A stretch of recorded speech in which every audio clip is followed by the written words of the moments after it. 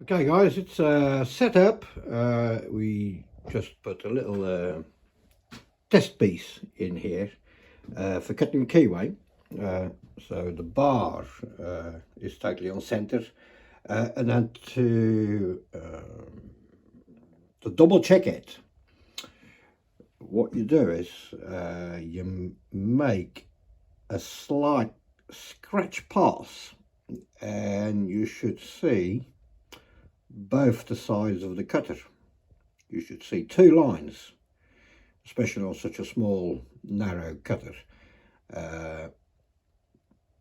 and that way you know like that the cutter is perfectly on center and he is going into the work dead straight. So I already did it, but so yeah, we'll just go through there. I haven't locked the chuck yet. This is just for a test pass. But let's just see. Where is he? There we go. Let's see. That is, sorry, it's there. That's what you want to see. Two little parallel lines, and both of them appeared within 2 or 3 thousandths cut.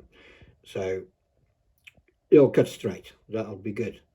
Because we did one there, and see, he wasn't good, so we had to adjust him ever such a slight little bit, and then when you see that the two lines, the width of the cutter, that is good. All right, so that's good for the test piece. I will go straight in and start cutting the keyway now. I'll set that up and I'll bring it back.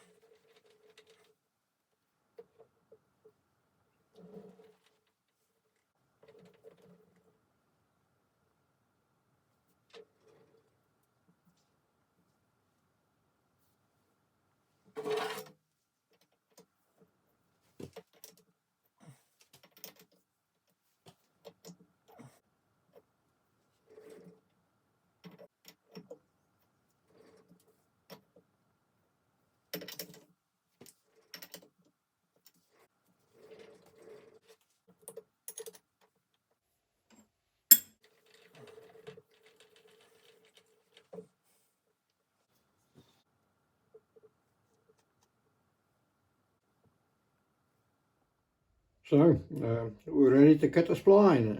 So the spindle is locked in. See, that fits nice in there, so that doesn't move whatsoever. I doubt it'll move with a heavy chuck anyway, but it better be safe. So here we go. I set up another dial here, so then I can keep a better eye like on our depth. We only just got to make it on the first cut because you can see the bar is just touching the other side of the bore, and we started our first cut by maybe like 2 thousandths, so I have to stay sharp. Our ends depth of the slot is 41 thousandths, but because we probably started on a slight scratch as it is, I am going to stay 3 thousandths or 4 thousandths under the final depth, because I zeroed the dial here at 0, and we already start making a slight cut. That's as far back as I can go, otherwise the bar will touch it. What else can we say about it? So it is a slotting head thing that I made. The square hole here, that is for external slots or splines. This is actually the cutter from the splines from the supercharger. And after we cut the slot, I don't know how I'm going to do it yet, because the slot is top dead center on the crank as well.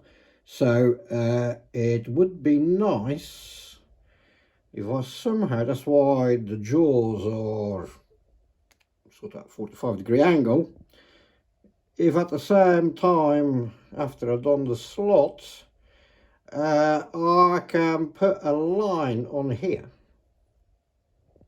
with that cutter here, then I've got top center marked on my pulley. So because once the bolt is on there, it's bolted on the crank, you can't see the woodruff key anymore. And then we have got a nice line here that is perfectly top dead center, and it might come in handy for timing purposes afterwards. So sometimes it's just good, just if you can mark it, well, might as well mark it, you know. So let's have a go and see how it goes. And then I've got to see how to measure the depth yet, but that'll be okay. All right, I'll put you on the stand and I'll bring it back. What? There we go. The lathe is turned off. First cut.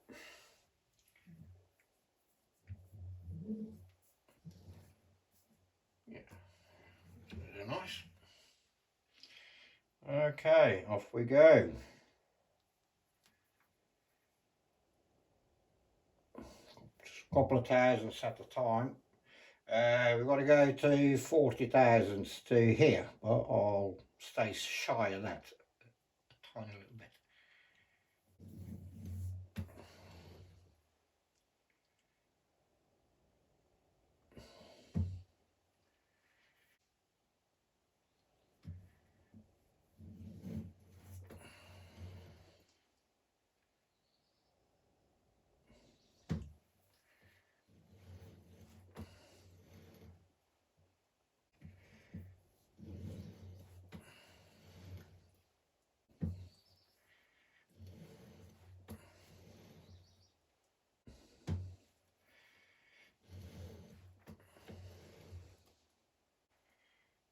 On 20 thousandths already.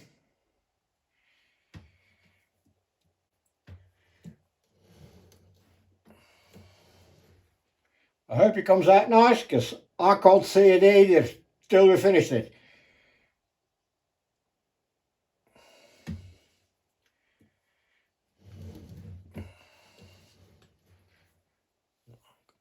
Have a little peep, I suppose. Looks okay.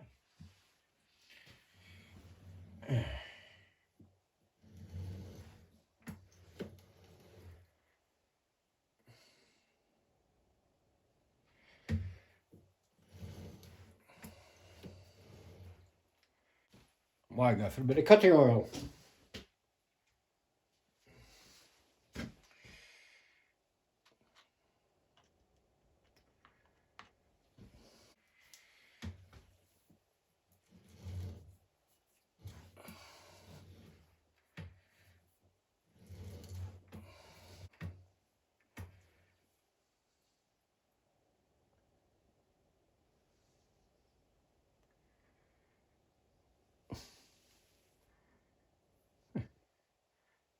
You can see it.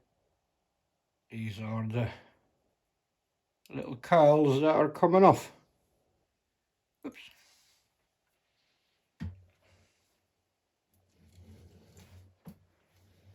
That's nice. Okay.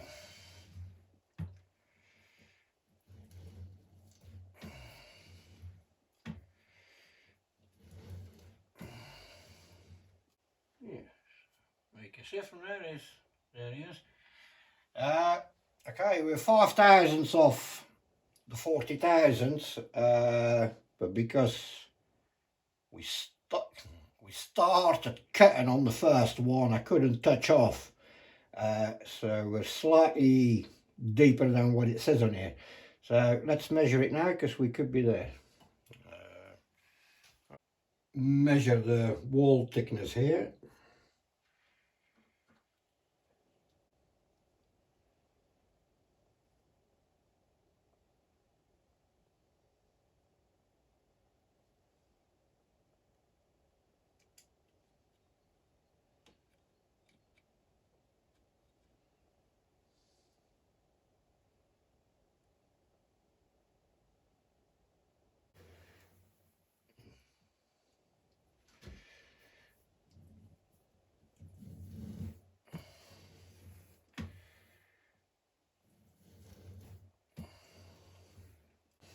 That's where we should have been. Let's just double check that now. After a few spring cuts.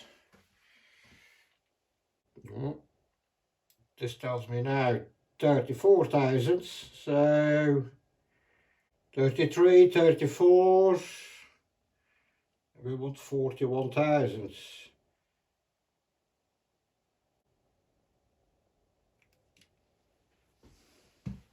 Okay, we'll nearly go in there. So it's a nice tight fit. You tap it in, he goes in. He sticks. So that is good. It's that'll be a good fit.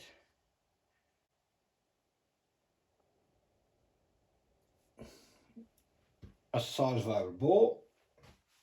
We can do it the same one.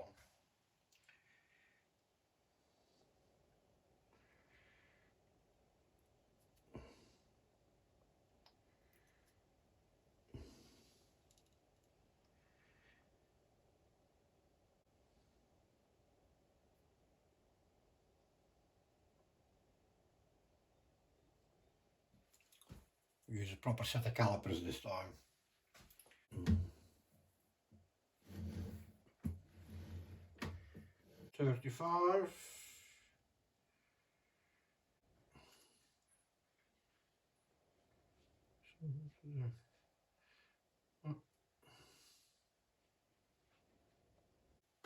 We're there.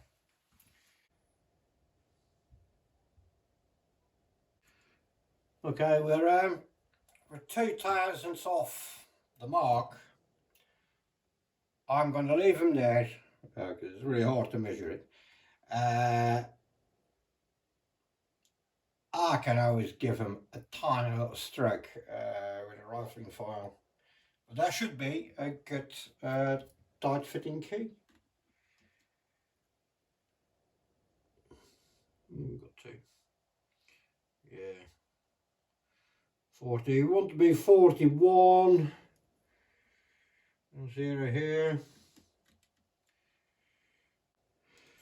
2 thousandths. Shall I give them another pass, or should we just leave them? I think I'm going to leave it. He's 2 thousandths off the mark. I'm sure he'll get in there. All right, let's have a look. That was it. Oh no. Stay there. Okay. Now I'll try to put a center line on here.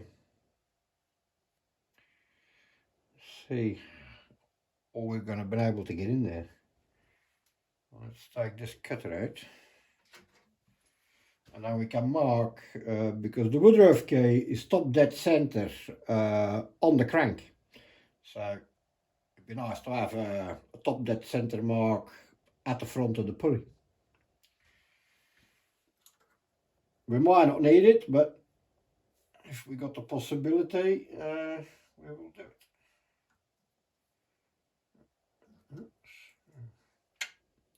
He can come out.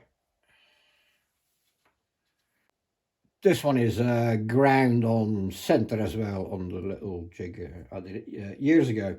This is the cutter for these splines.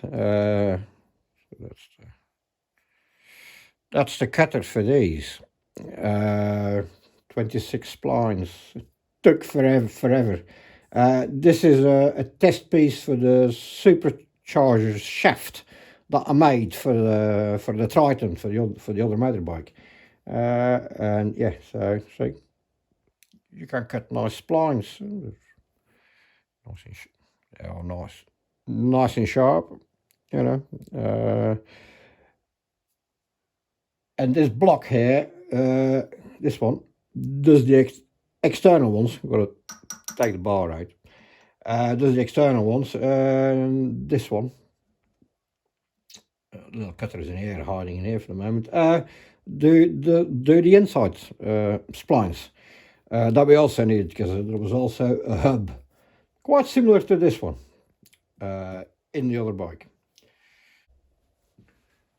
Well, we've been able to mark it, and then we have to make it a bit longer. I can't get all the way in.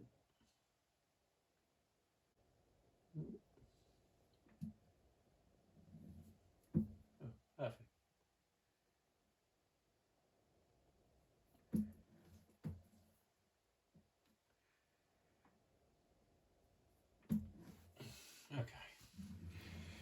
Okay, so we got top dead center marked here as well. I couldn't get all the way to the front of the pulley, but I can do that in another way, but at least we got the beginning of the line. So next time when I turn them around. Okay guys, it's finished. So yeah, I'll just try to get it so you can see it. It's not very deep. It's a nice keyway. I just tried them on a crank. It's perfect. It does not need touching up. It's a little bit tight. But as soon as the pulley's been off a few times, it's great. So, yeah, it come out all right. It come out okay. I'm just trying to, yeah, there we go. There he is. And at the same time, we managed to mark top dead center here. On another operation, I will draw that line to the front, and then we can mark it here, and then we can see it. So, yeah, there we go. There he is. Nice keyway, nice and tight. Let's go and have a look at the bike, see how it fits. Have a look at the previous video if you just joined us. That is when I was doing the whole setup, because normally this is for my small lathe, the slotting bar, so we had to make a lot of adaptations to get it to work. So have a look at the previous video. Thanks very much for watching. Let's go and have a look at the bike and see how it fits. So there we go. Here's our pulley. There's our keyway. Let's see if I can do this one-handed.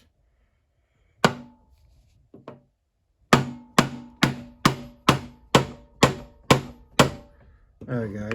Nice and tight. I won't push them all the way on. We want to keep them as tight as possible.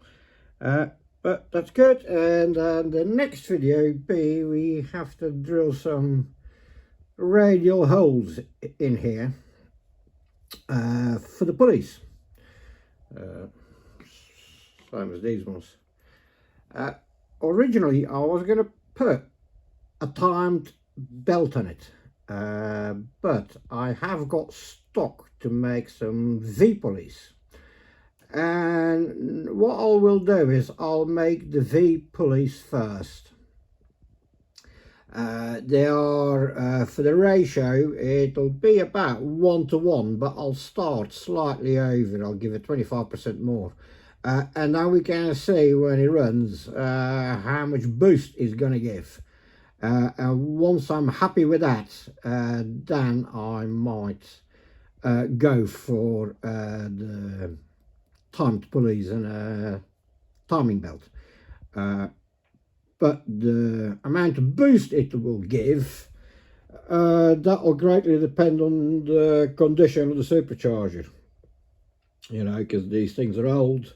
If the vane's got slightly more clearance, he will give it a slightly bit less boost. So that's why we'll go for V pulleys first. If I want to increase the boost on it, you just cut the pulley a bit deeper at the front one. It's dead easy to adjust it. So that's that'll be one of the next jobs. And at the same time, later on today, I need to deal with this one. He needs a new magneto. The old one is a bit tired. He runs well, but he doesn't like running on takeover on one side, and it's the magneto. As soon as you give it a bit of revs, it gets itself together, but takeover, he just doesn't like it for some reason. So that probably be another little video. We'll put a new mag on that one. It's a nice little bike. Yeah, you give you a quick little preview about it. It's my little bobber. All right then, hope you enjoyed the video. Thanks very much. Bye bye.